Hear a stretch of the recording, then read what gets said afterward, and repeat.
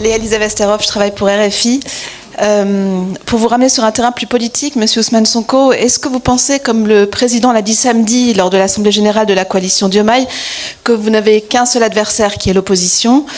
Ou est-ce que vous pensez que le choix de Bassirou Diomaye Faye de structurer sa coalition, de la maintenir, marque un divorce avec vous et avec le PASTEF, comme le disent les militants de votre parti? C'est la liberté. Monsieur le Premier ministre, nous allons vous passer la parole pour les questions relatives au sujet du point de presse sur la renégociation des conventions et des contrats. Merci.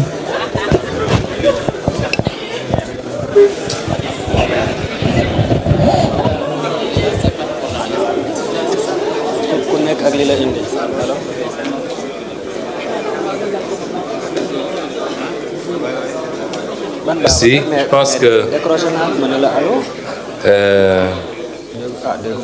la première question a porté sur Woodside. J'avoue que je n'ai pas bien compris parce que je ne sais pas d'où viennent les 43% et tout ce qui a suivi.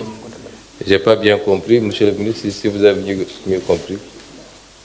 Merci, Monsieur le Premier ministre. Bon, en tout cas, c'est ce qu'on peut dire sur la question.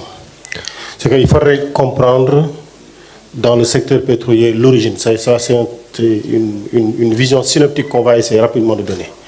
C'est des projets qui coûtent extrêmement cher. Développer un projet coûte extrêmement cher et en général, dans la partie même primaire sur la recherche et l'exploration en général, la société nationale ou l'État ne met pas de contribution financière. C'est l'opérateur qui vient, qui prend le risque et qui porte en général la société nationale. Maintenant, il y a des quotités qui sont définies dans le cadre des contrats de recherche et de partage sur le développement du projet. Donc, à cette étape-là, il y a un niveau d'investissement. Trop choc et explicative. Pourquoi l'Afrique reste-t-elle pauvre malgré ses immenses richesses? Depuis plusieurs années, Ousmane Sonko alerte sur la dette, le franc CFA, le FMI et la dépendance économique du Sénégal.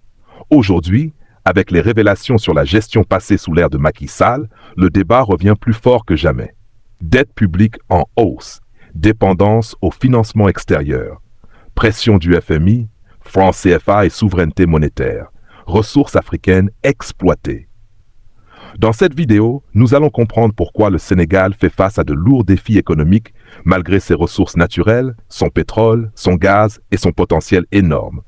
Ousmane Sonko accuse l'ancien système d'avoir laissé une économie fragile et dépendante. Mais certains experts pointent aussi du doigt le rôle du FMI et des grandes puissances dans la crise économique africaine. Entre gouvernance, dette extérieure et souveraineté économique, cette vidéo explique les véritables enjeux cachés derrière la situation actuelle du Sénégal. Le Sénégal peut-il sortir du piège de la dette? Le franc CFA freine-t-il réellement le développement africain? Le FMI aide-t-il l'Afrique ou maintient-il une dépendance? Regardez cette vidéo jusqu'à la fin pour comprendre ce que beaucoup de Sénégalais ignorent encore sur l'économie du pays. Et vous, pensez-vous que l'Afrique peut devenir totalement souveraine économiquement?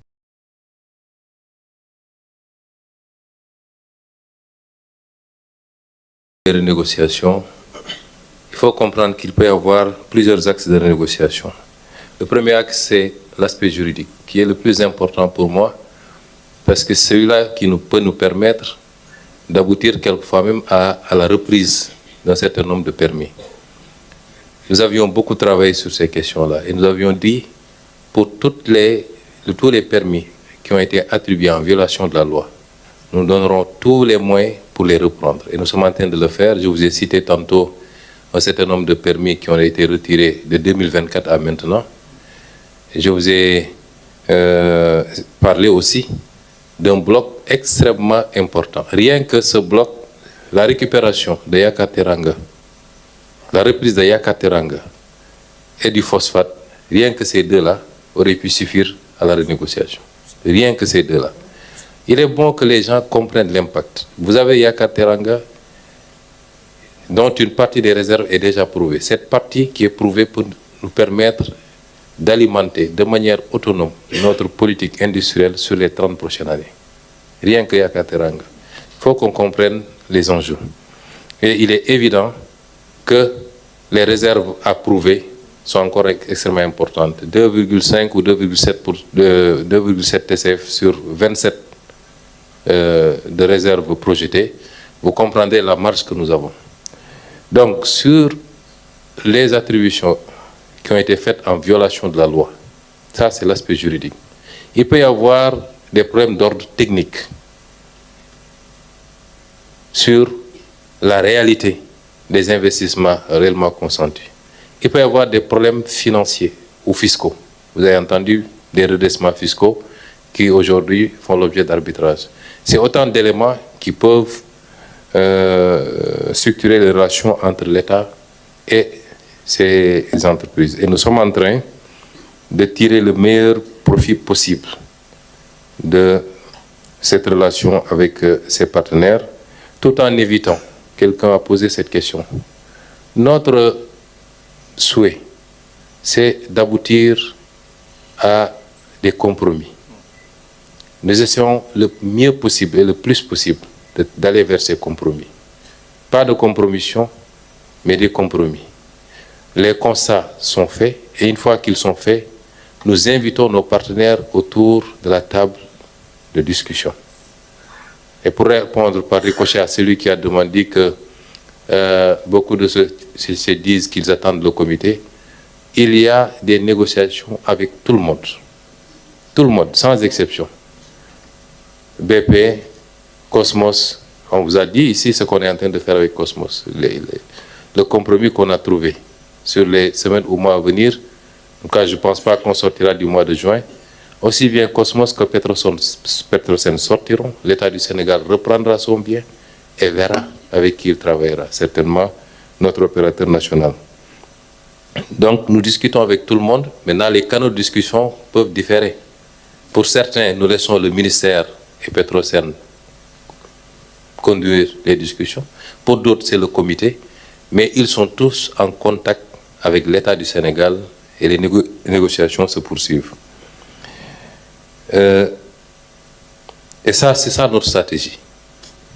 Éviter autant que possible les contentieux. Quand on se retrouve autour d'une table, nos partenaires acceptent un certain nombre de choses et nous faisons des concessions sur ce qui est concessible. Et c'est pourquoi jusqu'à présent, il y a encore des récalcitrants, mais on a eu beaucoup d'accords. Des avenants ont été signés, je l'ai rappelé lors de mon propos introductif, et nous allons essayer de continuer autant que possible sur cette lancée. Maintenant, s'il y a des blocages et que ça ouvre sur un contentieux, nous nous donnons les moyens de faire face à ces contentieux. Mais soyez sûrs que nous avons du répondant parce que nous travaillons de manière méthodique. Nous essayons de documenter le maximum possible nos dossiers. Et c'est pourquoi jusqu'à présent, nos partenaires ont compris, ont accepté. Mais sur certains enjeux stratégiques, je crois que nous pouvons nous trouver dans des situations contentieuses. Sur ce qu'on est en train de faire avec tout le monde, vous me permettez de les questions de souveraineté sont importantes. Nous allons de plus en plus enrichir des chocs au niveau mondial.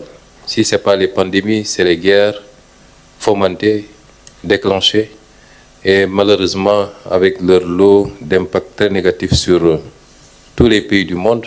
Il y a des pays qui sont déjà en pénurie. Nous essayons d'évaluer quotidiennement nos stocks. Nous ne sommes plus trop loin de la rupture, ça c'est sûr. Et c'est pourquoi il est important, dans la gestion de ces ressources, de se donner les moyens de son autonomie d'abord, avant de songer à exporter. Nous y travaillons. Pour le pétrole de Sangomar, ce n'est pas forcément le pétrole le mieux adapté à nos besoins. Le mieux adapté à nos besoins de raffinerie, de raffinage. Je crois qu'il y a des pétroles beaucoup plus adaptés, notamment ceux que nous importons du Nigeria, la variété ERA. Notre pétrole est beaucoup plus adapté à d'autres marchés. Mais dans le contexte actuel, et nous avons discuté, monsieur le directeur général de la SAR est ici présent dans la salle, monsieur Habib, nous avons discuté déjà avec notre partenaire Woodside. Si la crise devait prendre une certaine envergure, c'est de pouvoir utiliser autant que de besoin ce pétrole avec des rendements moins importants, mais nous pouvons satisfaire au moins 50% de notre marché avec ce pétrole. Donc nous avons déjà pris ces mesures-là et c'est le lieu de lancer un appel aux Sénégalais que nous commencions déjà à nous préparer à cette crise. Nous sommes un pays aux besoins extrêmement extravertis. Nous dépendons beaucoup de nos exportations. Et le moindre choc exogène a des répercussions extrêmement difficiles. Le gouvernement avait fait beaucoup d'efforts pour la réduction du coût de la vie, notamment les produits pétroliers, justement, les denrées de première nécessité. Jusqu'où nous pourrons tenir, peut-être plus pour très longtemps, il faut que nous commencions à nous y préparer, notamment par nos attitudes et nos habitudes de consommation. Réduire un peu un certain nombre de consommations, le gaspillage, parce que nous ne savons pas combien de temps cette situation va durer. Les pays les pays mieux dotés que nous commencent à avoir des pénuries à la pompe, commencent à rationner. Il faut que nous puissions nous aussi nous préparer à ce choc. Et enfin, pour la dernière question, Madame Westerhoff, je crois que la dernière fois, c'est vous qui avez posé encore la question. Vous êtes une récidiviste, vous, là. Écoutez, moi, je me serais attendu à ce que vous me posiez la question sur le retrait de Total. Ou sur, nous sommes dans des enjeux très importants. Ce n'est pas le lieu d'un débat politique. Et certainement, dans un autre rendez-vous, nous aurons à vous répondre. Mais aujourd'hui, nous nous préoccupons beaucoup plus d'enjeux. Le débat politique au Sénégal est un débat comme dans tous les pays, mais ça ne va pas au-delà. Les enjeux ne sont pas politiques pour le moment. C'est des enjeux d'économie, c'est des enjeux sociaux, et nous préférons mettre le cap sur cela. Merci et bon dogo à tous. Merci beaucoup.